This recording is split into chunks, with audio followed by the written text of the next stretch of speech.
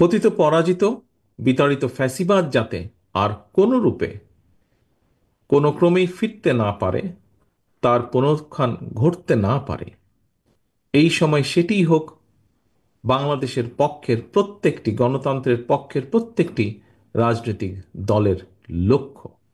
ফ্যাসিবাদের পথ রুদ্ধ করে রাষ্ট্র, সরকার এবং রাজনীতির গুণগত পরিবর্তনের জন্য দরকার প্রয়োজনীয় সংস্কার। সময়ের প্রয়োজনে পুঁথিগত অর্থাৎ সাংবিধানিক কিংবা আইনগত সংস্কার এবং প্রায়োগিক সংস্কার উভয় প্রকারই সংস্কারের বিকল্প নেই।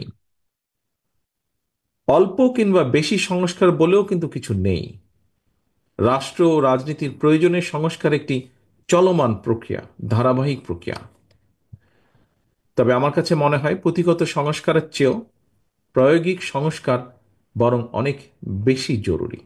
এই কথাটি বলার অর্থ হল, আমাদের বর্তমান সংবিধানের ৬৫-র ২ অনুচ্ছেদ লঙ্ঘন করে জনগণের ভোট ছাড়াই ২০১৮, ২০১৪ এবং ২৪ সালে নির্বাচনে নামে প্রহসন চালিয়ে যে কথিত সংসদ এবং সরকার প্রতিষ্ঠিত করেছিল, সংবিধানে জনগণের সরাসরি ভোটের অধিকার দেওয়া থাকলেও জনগণকে কিন্তু সেদিন ভোটের অধিকার প্রয়োগের কোনো রকম সুযোগ দেওয়া হয়নি। ফ্যাসিবাদ কায়েম করে জনগণকে, সারা দেশের জনগণকে অসহায় এবং ক্ষমতাহীন করে রাখা হয়েছিল। এ কারণেই আমি মনে করি রাষ্ট্রে স্বৈরাচার কিংবা ফ্যাসিবাদ রুখে দিতে সবচেয়ে বেশি প্রয়োজন জনগণের রাজনৈতিক ক্ষমতায়ন। জনগণের সরাসরি ভোটে নির্বাচিত প্রতিনিধিদের নিয়ে সংসদ, সরকার গঠিত হলে অবশ্যই সেই সরকার জনগণের কাছে জবাবদিহি করতে বাধ্য এবং এর মাধ্যমে রাষ্ট্রের নাগরিকদের রাজনৈতিক ক্ষমতা নিশ্চিত হয়। দেশে জনগণের রাজনৈতিক ক্ষমতা নিশ্চিত থাকলে সরকারের পক্ষে ফ্যাসিবাদী চরিত্র ধারণ করা সহজ হয় না। সরাসরি ভোটে নির্বাচিত সরকার, অন্তর্বর্তীকালীন সরকার কিংবা তত্ত্বাবধায়ক সরকার, সরকারের চরিত্র যাই হোক, সরকারকে জনগণের কাছে জবাবদিহি করতে বাধ্য করা না গেলে ক্ষমতাসীন সরকার হয়তো নিজেদের অজান্তেই স্বৈরাচারী হয়ে ওঠে এবং এই কারণেই হুমকি ধমকি উপেক্ষা করে হলেও অবশ্যই নাগরিকদেরকে সরকারের গঠনমূলক সমালোচনা জারি রাখতে হবে। প্রতিটি নাগরিককে নিজেদের অধিকার প্রতিষ্ঠার দাবিতে সোচ্চার থাকতে হবে। দেশের জনগণ কিন্তু সরকারের করুণার পাত্র নয়। সরকার অবশ্যই জনগণের কথা শুনতে, জনগণের ন্যায্য দাবি মানতে বাধ্য। এখানে সরকারের মান অভিমান কিংবা রাগ বিরাগের কিন্তু কোনো সুযোগ নেই। আমি আগেও বলেছি, হাজারো শহীদদের রক্তের উপর প্রতিষ্ঠিত বর্তমান এই অন্তর্বর্তীকালীন সরকারের নৈতিক এবং রাজনৈতিক বৈধতার হয়তো সংকট নেই, তবে অবশ্যই এই সরকার জনগণের কাছে জবাবদিহিমূলক নয়। সরকার যেহেতু জবাবদিহিমূলক নয়, সেহেতু নৈতিক কারণেই সরকারের সুনির্দিষ্ট পরিকল্পনা জনগণের সামনে স্পষ্ট থাকা প্রয়োজন।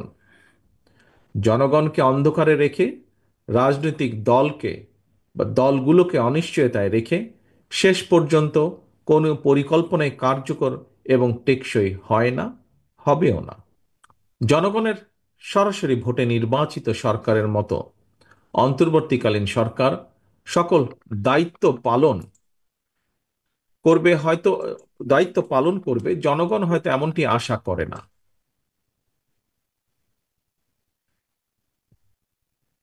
তারপরেও সরকারকে নিয়মমাফিক কিছু কাজ করতে হয়।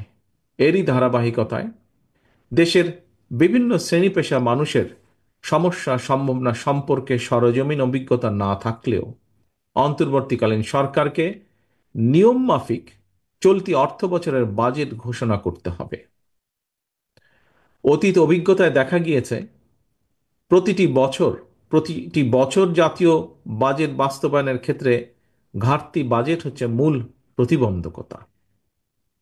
বাজেট প্রণয়নের ক্ষেত্রে এনবিআর হয়তো সরাসরি কোনো ভূমিকা নেই, তবে রাজস্ব আদায়ের মাধ্যমে বাজেট বাস্তবায়নের ক্ষেত্রে এনবিআর এর ভূমিকা মুখ্য।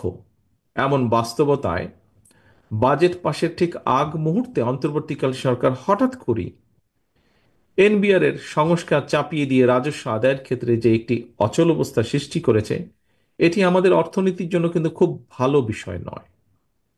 এই ধরনের পরিস্থিতি মোকাবেলায় জবাবদিহিমূলক গণতান্ত্রিক সরকার সবচেয়ে বেশি কার্যকর ভূমিকা রাখতে পারে বলে সকলেই বিশ্বাস করেন, বিশেষ করে গণতান্ত্রিকামী জনগণ।